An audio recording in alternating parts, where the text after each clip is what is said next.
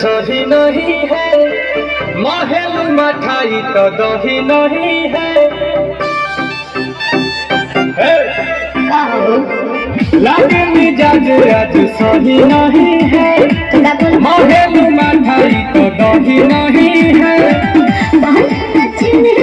भोले राजा जी भोले राजा जी पानी में चले जैसे भोले राजा जी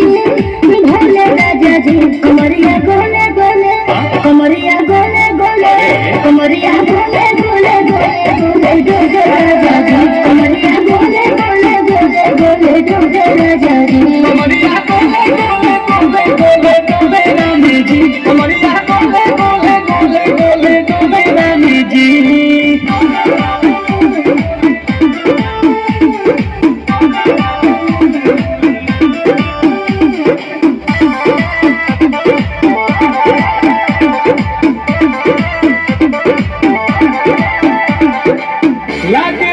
कोहरा में बैठे करे करे जा धक्का धक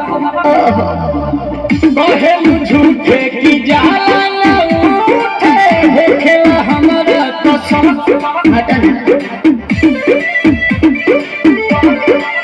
सुनो भैया जी सैया दवा हमरे जी सैया फटाफट रह दो जाते मेरे में जी सैया बात तो मीठी मीठी बोले राजा जी बोले राजा जी बात तो मीठी मीठी बोले राजा जी बोले राजा जी कमरिया बोले बोले कमरिया बोले बोले कमरिया बोले बोले बोले बोले बोले राजा जी कमरिया बोले बोले बोले बोले बोले राजा जी कमरिया गोले गोले गोले गोले डोले रानी जी कमरिया गोले गोले गोले गोले डोले रानी जी।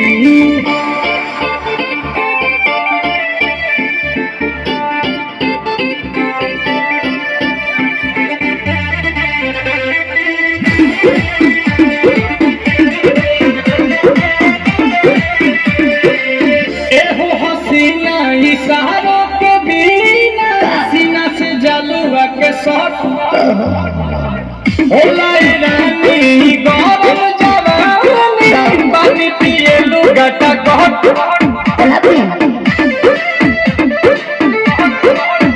या कमरे में चलो जरा सा मोहब्बत मानो तुम हो सीधे साधे तुम्हें बूझा मत चलो राजा जी भोले राजा जी भोले राजा जी भोले राजा जी कमरिया बोले बोले